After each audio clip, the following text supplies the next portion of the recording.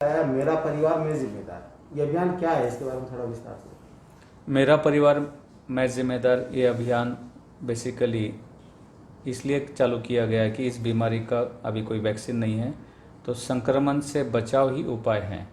इसलिए अपनी और अपने परिवार की सुरक्षा के लिए, संक्रमण से बचाव के लिए हर व्यक्ति को घर से बाहर निकलने पर, बाहर से घर में वापस आने पर, अपने कार्य के स्थल पर या भीड़ भाड़ वाले स्थान पर यदि जाता है तो किस प्रकार की सावधानियां उसको बरतनी है, उस बारे में इसमें विस्तृत रूप से अभियान चलाया जा रहा है।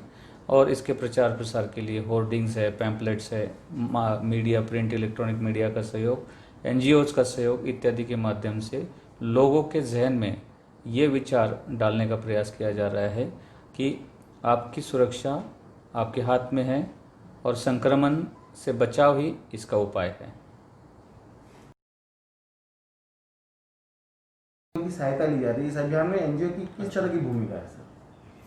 मेरा परिवार मैं जिम्मेदार, ये एक जन भावना के रूप में उभरना आवश्यक है। सभी लोगों को ये पता होना आवश्यक है, इसलिए एनजीओ, स्वयंसेवी समूह और साथ में मीडिया का भी साथ इसमें लिया जा रहा है। एनजीओज और सामाजिक संगठनों की ये जिम्मेदारी है कि mask, social distancing, hand sanitization को आम आदमी के जहन में डालने का प्रयास किया जाए।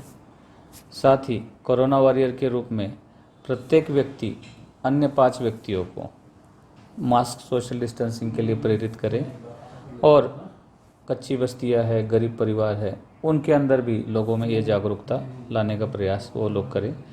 भीड़ भाड़ वाले स्थान हैं, चौराहे हैं, ऐसी जगह पे मास्क, सोशल डिस्टेंसिंग के लिए विशेष रूप से वो प्रयास करें। साथ ही उपचार हेतु जो जिन अस्पताल में उपचार होता है, जहाँ पे खाली बेड की संख्या है या यदि उनकी कोई समस्या है आमजन की, तो कंट्रोल रूम के नंबर्स को प्रसारित करना और दैनंदिन जीवन शैली में जैसे पल्स ऑक्सीमीटर से घर पे ही ऑक्सीजन चेक करना या थर्मोमीटर से टेम्परेचर चेक करवाना इत्यादि के लिए लोगों को प्रेरित करना, ये इस अभियान के माध्यम से एनजीओ सहयोग कर सकते हैं। बढ़ रहे हैं, क्या कारण है? कोरोना एक विश्वव्यापी महामारी है जिसका वैक्सीन अभी तक नहीं आया है। पूर्व में लॉकडाउन था, इस वजह से सब कुछ बंद था। अब अनलॉक हुआ है और अनलॉक में लोगों का जीवन और लोगों की जीवनी दोनों चलना आवश्यक है। इसलिए इकोनॉमिक अर्थव्यवस्था को खोलने के हिसाब से लोगों का मूवमेंट बढ़ा है और कुछ हद तक लोगों की लापरवाही भी बढ़ी है। इस वजह से कोरोना के केसेस की संख्या बढ़ी है। लापरवाही के लिए प्रशासन क्या कार्रवाई करता है? क्या लॉकडाउन की स्थिति फिर से बनती है? लापरवाही के लिए सर्वप्रथम जागरूकता का अभियान चलाया गया व्यापक स्तर पे और साथ ही पेनल्टी, जो लोग मान नहीं रहे गाइडलाइंस को, उनके खिलाफ पेनल्टी का भी प्रोविज़न किया गया है। मैं आपको बताना चाहूँगा कि हमारे ज़िले में कुल 63,000 लोगों पे 94 लाख इतनी पेनल्टी वसूल की गई है, जो कि राज्य में सबसे ज़्यादा संख्या में लोगों पर पेनल्टी ज़िले में की गई है। मैं समझता हूँ कि केवल पेनल्टी ये सॉल्यूशन नहीं है, लोगों के अंदर जागरूकता और उनके जहन में ये चीज़ आना और व्यवहार परिवर्तन आना आवश्यक है। तो एक्चुअली क्या व्यवस्था है सर, उसके बारे में थोड़ा सा। संक्रमित व्यक्तियों के लिए टेस्टिंग की फैसिलिटीज़ पहले जो 5 जगह पे थी, अब उसको बढ़ा के 22 जगह पे कर ली गई है। भीलवाड़ा जिला मुख्यालय पे 9 के 9 अर्बन पीएससीज पे टेस्टिंग की फैसिलिटीज़ उपलब्ध है और रूरल क्षेत्र में 13 जगह पे टेस्टिंग की फैसिलिटीज़ अवेलेबल है। प्राइवेट क्षेत्र में भी 2 जगह पे प्राइवेट हॉस्पिटल्स टेस्टिंग कर रहे हैं और प्राइवेट टेस्टिंग की रेट जो है आरटीपीसीआर टेस्ट की 1200 रुपये प्रति व्यक्ति है प्रति टेस्ट। गवर्नमेंट में ये टेस्ट निःशुल्क किया जा रहा है। साथ ही जो पेशेंट को ट्रीटमेंट के लिए, यदि जैसे पेशेंट पॉजिटिव आता है तो वो यदि माइल्ड सिम्टमेटिक है या असिम्टमेटिक है तो उसको होम आइसोलेशन में रखा जाता है। साथ में मेडिकल की टीम उसके घर पे पहुंच के एक दवाइयों की किट उसको देती है और एएनएम उसको 2 या 3 दिन में निश्चित रूप से चेक करने जाती है। साथ ही मॉडरेट पेशेंट जिनको थोड़ा ज़्यादा सिम्टम्स है, ऐसे लोग हमारे कोविड केयर सेंटर में निःशुल्क रह सकते हैं। उनके सभी इलाज का और खाने पीने का व्यवस्था निःशुल्क किया जा रहा है। और जो क्रिटिकल पेशेंट है जिनको ऑक्सीजन सप्लाई की इस तरह की ज़रूरत है, ऐसे लोगों को ज़िला अस्पताल में रखा जा रहा है। ज़िला अस्पताल के अलावा भी अन्य जगह पे आयुष अस्पताल में बेड तैयार किए जा रहे हैं। इसके साथ ही राज्य सरकार और केंद्र सरकार के निर्देशानुसार जो प्राइवेट अस्पतालों को भी चिन्हित किया गया है और उनके दर भी निर्धारित किए गए हैं, जिसके अंतर्गत आम लोग प्राइवेट अस्पताल में इलाज प्राप्त कर सकते हैं।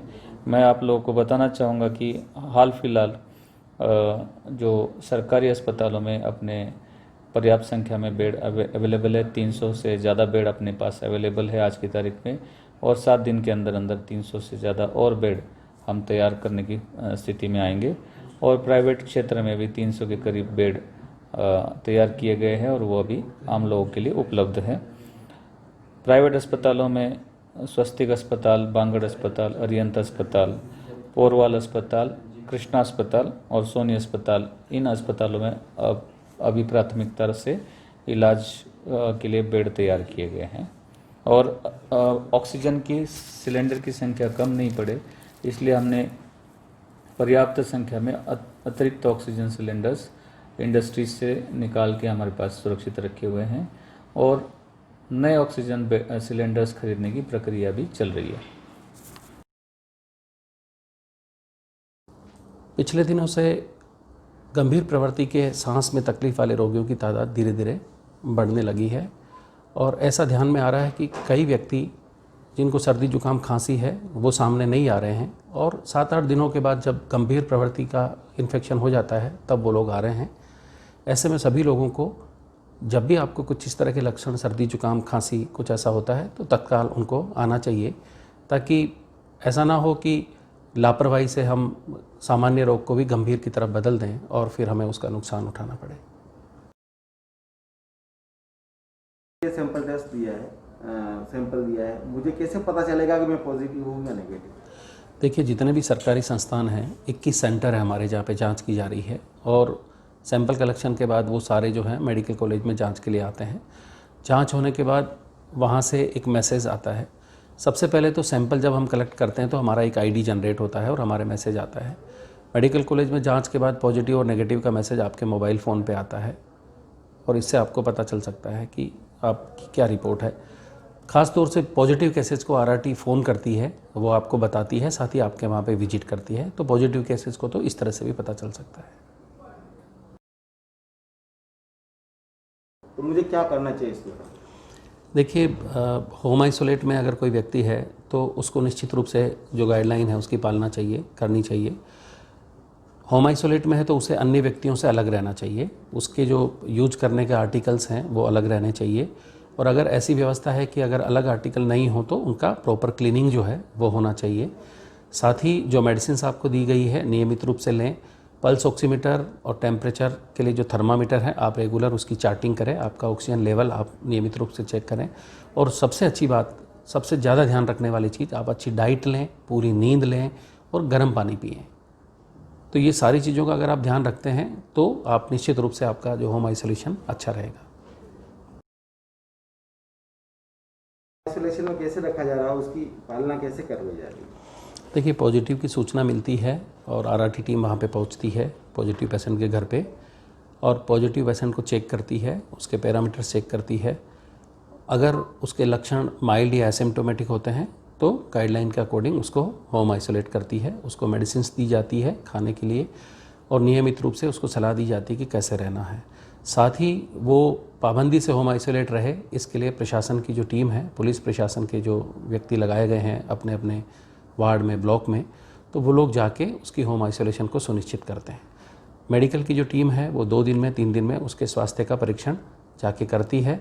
साथ ही उसको ये भी समझाया जाता है कि अगर आपके लक्षण बढ़ते हैं, आपको फीवर बढ़ता है, आपको सांस में तकलीफ बढ़ती है, तो आप तत्काल जो है बिना वेट किए आपको अपने नज़दीकी चिकित्सालय में जाके अपने आप को दिखाना चाहिए।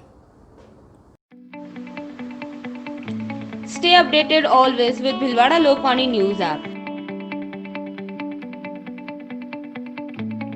हम लाते हैं ब्रेकिंग न्यूज आपके लिए हर दिन।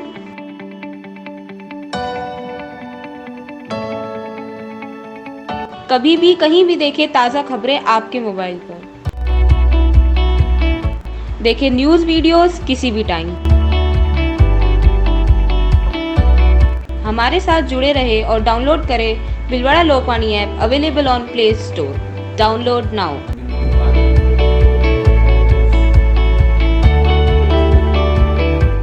और सब्सक्राइब करना ना भूलें आपका अपना भीलवाड़ा लोकवाणी यूट्यूब चैनल।